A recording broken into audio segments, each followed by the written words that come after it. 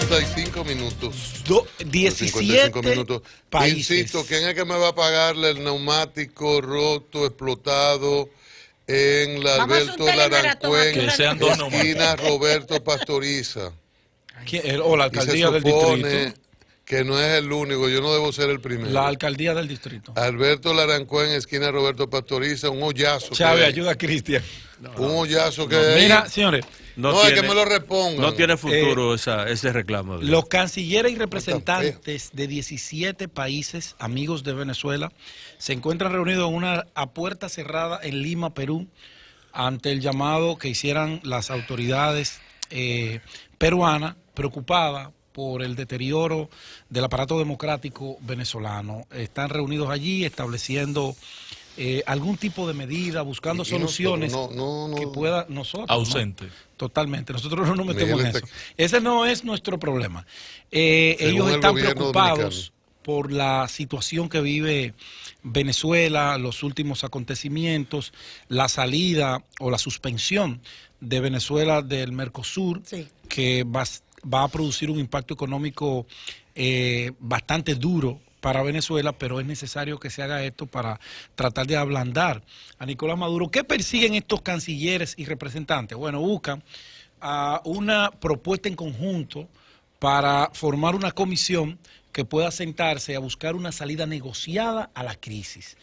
Y una salida negociada te deja posibilidades abiertas de elecciones anticipadas, que creo que sería lo más saludable y sería lo que la oposición podría aceptar, liberación de los presos políticos, que son muchos, a pesar de que Leopoldo López fue regresado a su cárcel para cumplir la condena que le queda de prisión en una prisión domiciliaria.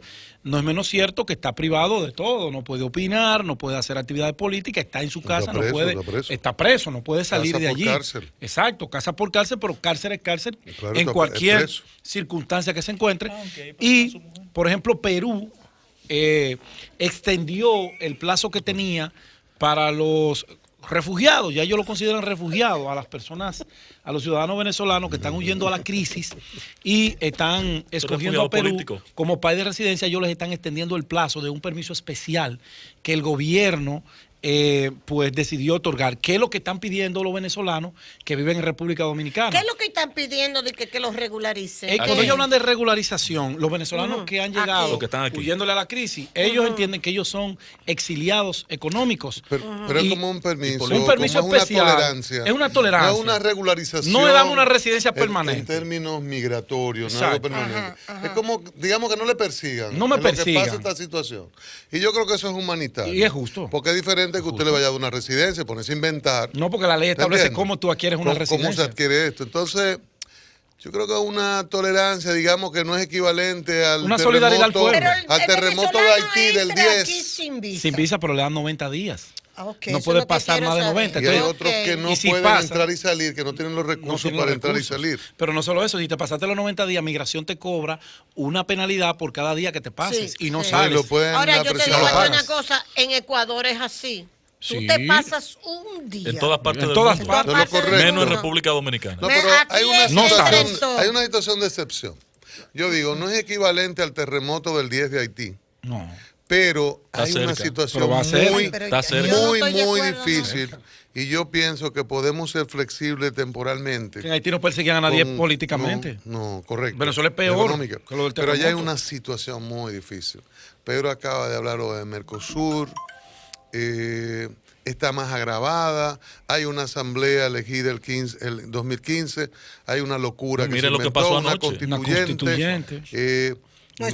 Quisieron destituir esa constituyente a la fiscal. Ya hoy le cayeron, no permitieron a los congresistas entrar a sus... Militarmente tomaron en la madrugada la sede. Tomar el Congreso es el desconocimiento de la voluntad popular expresada. Totalmente. 2015. Entonces es una situación muy grave. Yo en ese contexto, celoso de de lo relativo al tema migratorio, pero yo pienso que podemos ser flexibles por un tiempo, por meses, con los venezolanos. No, y hay un tema, los venezolanos hay que ver qué figura. Emigran poco, se quedan poco. Bajo el concepto de refugiados. No, refugiados no. Refugiados no pueden utilizarse. ¿Bajo qué criterio? No encaja. Porque la ley A define mí muy claro a mí no me gusta los los refugiados. tipos de... Ellos lo son. Sí, el refugiado adquiere pero tiene otra unos derechos en el derecho internacional. Mira, unos derechos en derecho internacional tiene otra que son ya muy delicados a largo plazo. El problema es que el tipo... Que casi siempre son por guerra. La ley no es muy flexible en ese aspecto. Pero es preferible un permiso. Hay 12 tipos de estadía en República Dominicana. Correcto, yo prefiero, Ángel, 12 ya que nosotros agarramos esa ley de migración, la hemos violado, la hemos hecho de todo. Violado de manera bárbara. Entonces, una suerte de permiso, de tolerancia temporal. Por ejemplo. Meternos en porque ¿qué pasa? Administrativamente no es posible hacer eso. No. El presidente tiene la facultad. Nosotros no entendimos administrativamente.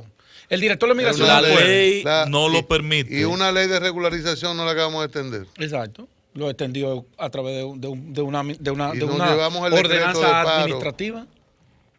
Pero un permiso, tolerancia. Hay condicionantes. Estoy totalmente de acuerdo contigo, Cristian. Sí, no, el caso venezolano, el pueblo dominicano tiene que hacer lo que sea para ayudar al pueblo venezolano. Claro. Ya que el gobierno está negado a identificarse con esta problemática. No es así. Perdón. Es una posición de principio de no intervención porque nosotros hemos sufrido intervenciones. Pero perdóneme, pero en doña este caso Consuelo. no aplica ese principio.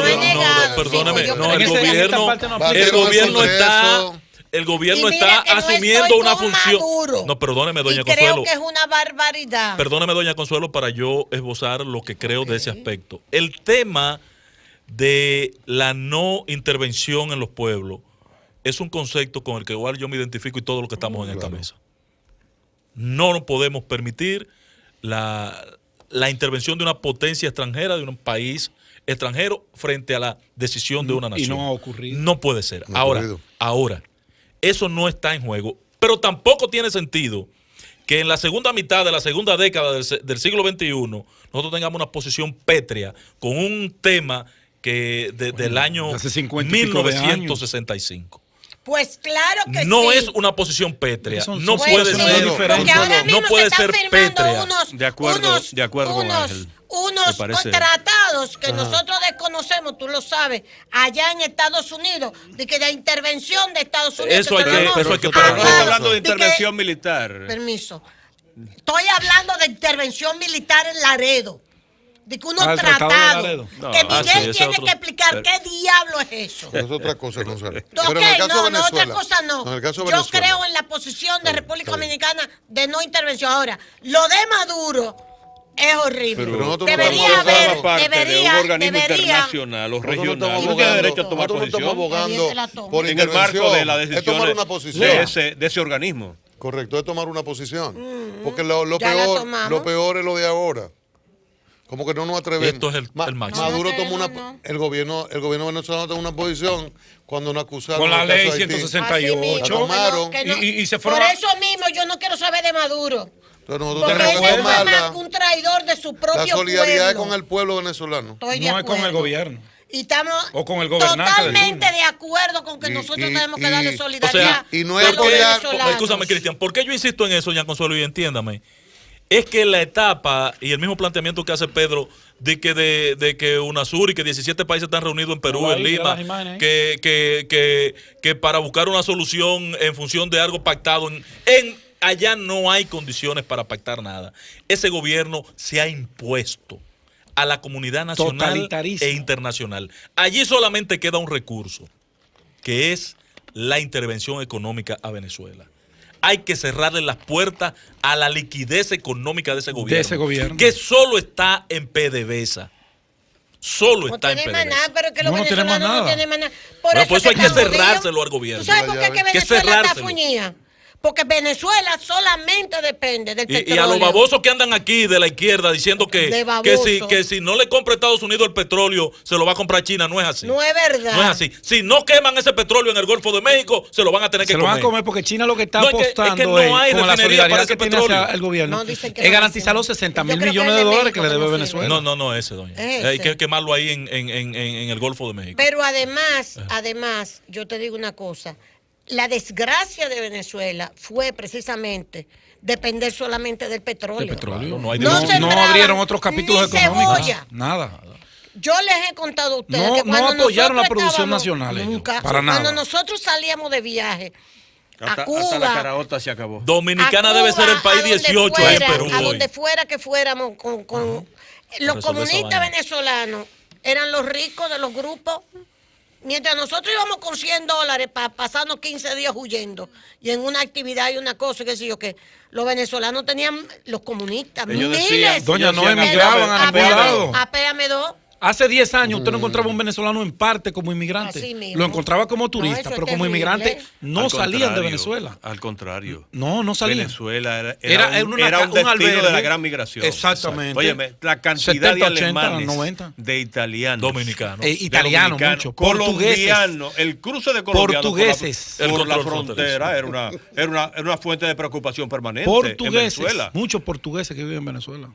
Muchos. Yo conozco. Ya recuerda que yo iba mucho a Venezuela. O sea, pero lo de Maduro es peor que lo de los relaciones comerciales. Porque los Castro tuvieron 60 años para acabar con Cuba. Para acabar con Cuba. Y en 4 años acabó. 4 años acabó con Venezuela. Se la comió y se comió la gente. Diablo. Increíble. La historia no registra una barbaridad política más grande que la de Nicolás Maduro. Lo que pasa es que el amigo Chávez intentó hacer una revolución a través de un esquema y un modelo que claramente había fracasado. Fracasado totalmente. Había fracasado en Cuba, había fracasado en el bloque oriental. En China. En China. China se volvió al capitalismo con Deng Xiaoping y toda esa En Corea del Norte. Claro.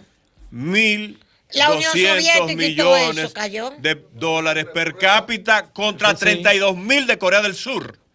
Entonces resulta que intentó revertir la historia, un proceso realmente que había fracasado estrepitosamente.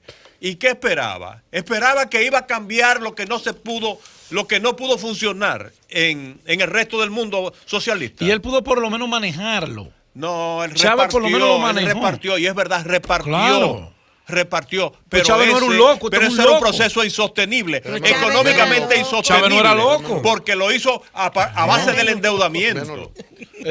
Oye, Pedro, repartió, es verdad, construyó muchas viviendas para pobres, intervino los cerros de Caracas. Es verdad, pero fue en función de el endeudamiento masivo en que cayó Venezuela. Pero tú sabes cómo fue la intervención de esos cerros en Venezuela, en Caracas sobre todo. Fue fundamentado en el clientelismo y se formaron grupos casi paramilitares en los barrios que defendían al gobierno de Chávez como estructura para que no se le desestabilizara el gobierno que tenía. Lo grande es que eso es un proceso insostenible. Claro, porque eso dura mientras el gobierno le esté dando mientras esté la dádiva. Exacto. La gratitud está mientras está la dádiva. Mira a Lula como le pagaron a Lula. Y fue diferente. La revolución de Lula sí elevó a la gente de clase pobre a clase media. Impactó 30 millones. Y Lula impactó. Y sin embargo, mira cómo le pagaron a Lula. Que yo estaba oyendo, y esta mañanita yo decía que yo no lo sabía. ¿Ustedes se acuerdan de los hermanos estos cubanos de armas? Ajá. ¿Te acuerdas? Sí, claro. Que uno lo fusilaron diciendo que era el de la droga y el otro está preso. ¿Cómo que se llaman? Los Ochoa. Los Ochoa, los Ochoa no, el otro. Buitriago. No, los que estaban en el Congo para allá peleando. Sí, bueno, pero ellos eran de los que entrenaban a los dominicanos, ¿eh?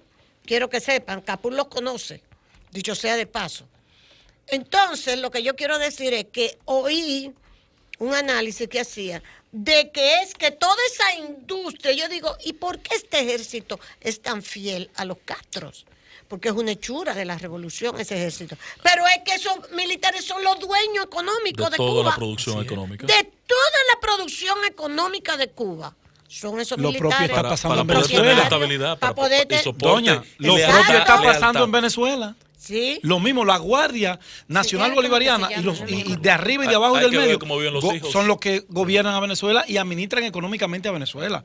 Porque para usted fundamentar y sostener un régimen como lo que tiene Nicolás Maduro, obligatoriamente usted tiene que estar en complicidad y tener de su lado las Fuerzas Armadas. Sí. Y él lo tiene. Eso es. Usted se encuentra un militar como Padrino López, que tiene como 7 cargos en el gobierno.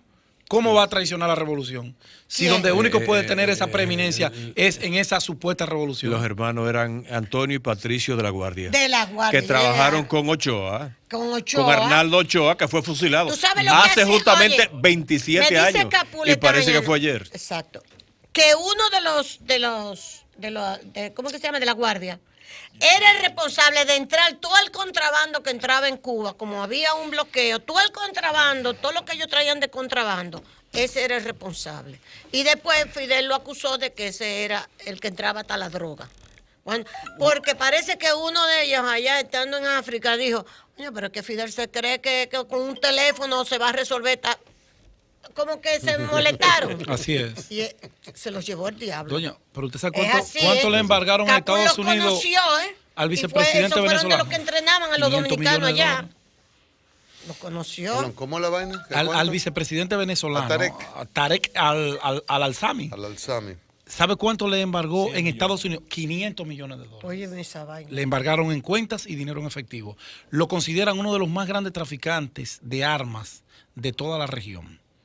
Y con vínculos estrechos con el narcotráfico, que dicho sea de paso, nadie trafica armas si no tiene vínculo con el narcotráfico. Pero las FARC terminaron traficando con droga, las Pero FARC claro, eran la seguridad del trillo de la droga colombiana. Aquí tú sabes que hubo gente que se entrenó allá en la FARC, estaban hablando muchísima vaina aquí. Claro.